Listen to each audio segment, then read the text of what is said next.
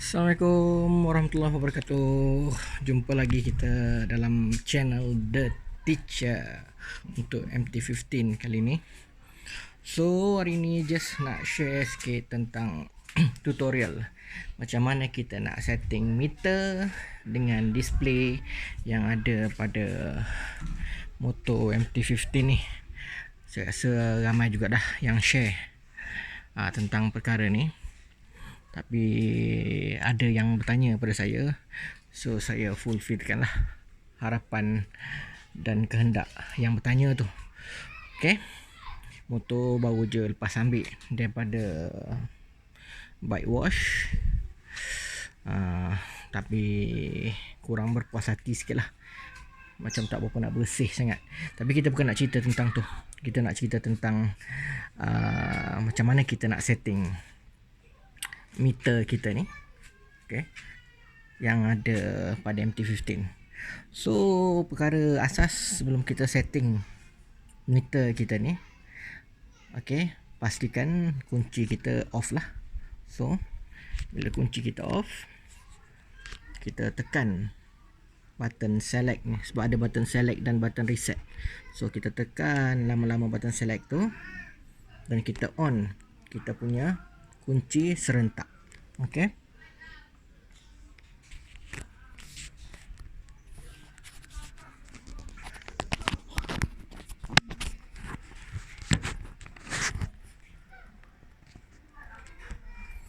Tekan button select lama-lama dan kita on kunci serentak.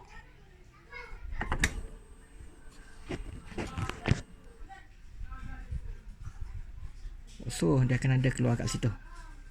Kita boleh nampak. Okey. Kita lepaskan button select tu. Kita akan nampak dekat situ ada 5 bar. Kotak-kotak tu ada 5. Sebab saya dah setting sebelum ni, dalam video yang sebelum ni, masa kat kedai tu. Okey, so kita tekan button reset yang pertama untuk kita tambahkan kecerahan display meter kita ni.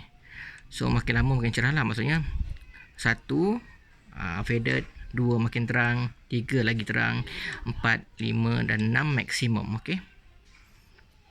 Ini yang pertama sekali untuk kita setting kecerahan display ni, semua ni. Okey. Kita tekan select kali kedua. Okey, ni kita nak setting blinking tu. Blinking bila kita sampai ke top speed yang kita dah set. Okey. Kalau tengok tu dia blinking banyak kali kan. So kita boleh tekan dekat button reset ni. Okey, dia blinking lama. Okey, kita tekan kali dua. Okey, ni dia stagnant terus. Dia tak blinking pun. Maksudnya bila kita sampai certain target kita, kalau kita set RPM kita dekat 7, so sampai saja 7 tu dia akan stagnant macam tu. Tekan lagi. Ini laju. Tekan lagi. Okey, dia perlahan sikit. Tekan lagi dan dia stagnant macam yang first tadi. So kalau saya pilih untuk blinking macam ni. Maksudnya bila sampai je RPM kita ke tempat yang kita setting tu, dia akan blinking. Okey, untuk lebih faham kita tengok yang seterusnya. Okey, ni setting yang kedua. Setting yang ketiga kita tekan select lagi sekali. Okey, yang ni yang saya cakap tadi. Dekat RPM mana yang kita nak meter kita akan blinking. So kita tekan reset. Okey. Makin naik sampailah ke maksimum sampai 13. Tapi yang ikut saya baca dia akan cut off dekat 11.5, 11.5. So sekarang ni kita letak je lah kita punya, macam saya letakkan start daripada motor ni akan blinking, motor saya akan blinking adalah pada 11. Pada 9. 9 dia akan start blinking yang saya set mula-mula tadi, yang berklip banyak kali tu. Okey, dia start dengan 9. Sebab saya set dekat 9 tu. So next, tekan lagi select. Dan dia maksimum sampai ke mana? Maksimum motor ni 13. Tapi macam saya cakap tadi, dia takkan sampai 13 kan. So kita tukar balik, kita tekan dekat reset. Okey, saya start dengan 9 tadi. Naikkan 10, pergi ke 11. So bila motor ni kita pulas throttle sampai ke 9, dia akan blinking banyak-banyak kali macam tadi, dan dia akan straight sampai ke 11. Dia akan blinking juga banyak-banyak kali. Okey. Itu untuk display. Seterusnya dia kembali kepada asal untuk kita tengok kecerahan meter kita. Dekat sini dia ada dua button saja, select dan reset. Reset itu untuk kita ubah, select itu untuk kita pindah kepada function seterusnya. So kita tambah, okey, tengok dia makin cerah, makin cerah, makin cerah. So saya ambil maksimum 6 lah ya. Sebenarnya benda ni kalau waktu siang dia tak ada masalah apa-apa pun, tak ada efek apa pun, cuma waktu malam je lah kita nak tengok display ni. So bila dah settle itu, kita tengok, kita reverse balik, tekan select dan dia kembali kepada meter asal. Alright, itu untuk yang pertama, setting meter yang pertama. Function-function yang ada, kita flashback balik. First kita set kecerahan meter, kemudian kita set blinking, nak blinking laju, nak blinking perlahan, ataupun nak bagi stagnan. Yang ketiga kita set blinking tu dia start dekat RPM berapa. Macam saya tadi saya set RPM 9. Yang keempat kita set blinking tu berakhir bila. Kalau macam tadi saya set dekat RPM 11. Dan yang terakhir kembali pula ke menu asal, set display tu, nak tengok kecerahan balik macam yang pertama tadi, dan kita tekan lagi sekali, dia akan kembali kepada feature asal ni dalam kedudukan gear kosong, neutral. Okey, sekarang ni saya nak kongsi pula tentang macam mana kita nak setting jam. Okey, bila kita tekan select ni, kita boleh nampak, okey, tu 100 km. Okey, ni average kita punya tu kemudian ni average speed. Ni odometer motor saya sekarang 1672. Okey, yang ni trip yang saya buat hari tu 1244, tapi sebenarnya 1226 lah, sebab saya dah balik, dah pergi ke mana-mana, so jadi 1224.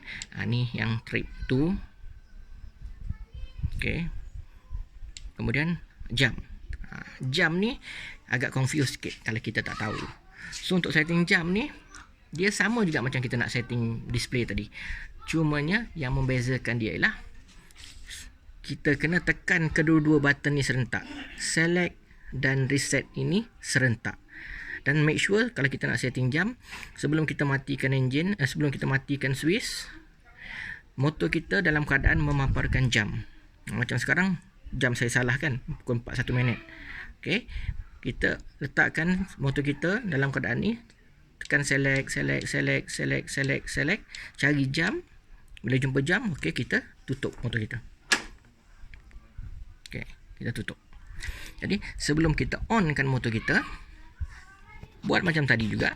Kalau tadi kita nak setting display, kita tekan button select saja, satu saja. Tapi untuk kita setting jam, kita tekan kedua-duanya sekali serentak dalam masa 3 second. Okey, kita tekan serentak macam saya tekan sekarang serentak. Okey, sebab kita pun on switch.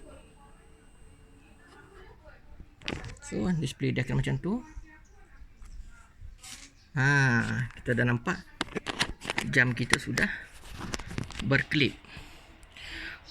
So senang saja kita tengok keadaan sekarang, pukul berapa kita nak tekan.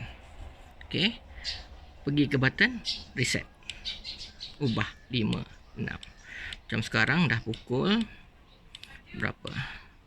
Saya pukul 2. Okey, saya tukar pukul 2, tekan select untuk pindah kepada jarum minit pula, kepada minit, jarum minit pula. Okey, kalau kita nak cepat kita tekan je lama-lama.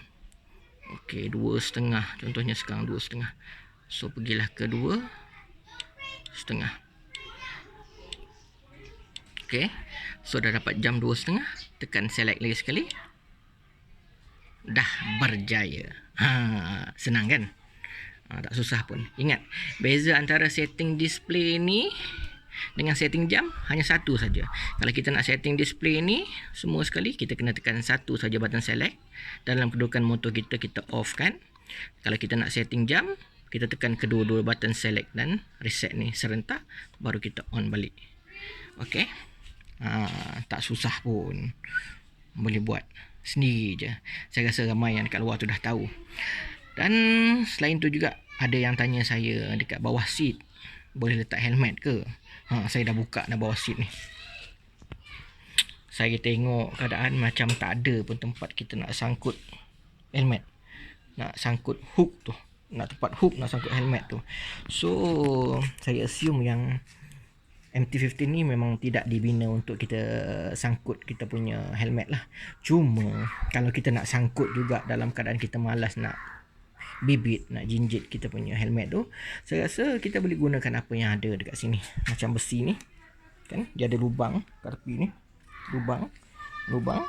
So kita cangkukkanlah helmet kita tu kat sini dan kita clip, biarkan dia keluar macam tu dan kita tutup kita punya seat. Okey, lubang dua ni. Dan boleh sangkut sini, boleh sangkut kat sini. Okey. Okey, sini pun saya rasa boleh juga bila kita tutup seat kita. Tapi ini saya punya cadangan sajalah, ikut kesesuaian dan ikut helmet anda lah. Kalau MS88 ke Apollo ke, saya rasa boleh lah kita sangkut dekat ruang macam ni.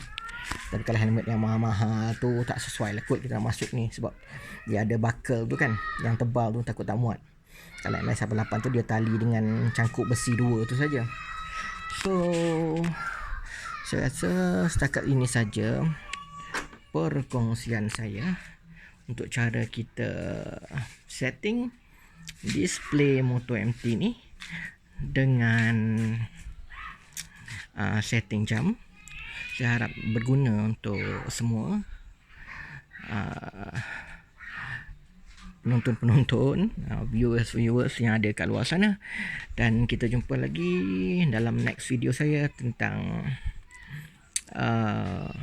full review saya untuk ride yang jauh hari tu. Saya ingatkan nak buat review tu hari ni, tapi memenangkan mood tak berapa nak elok ni, tengok motor tak berapa nak bersih sangat. So saya nak kena hantar pergi spa lain dulu, bagi bersihkan betul-betul dulu.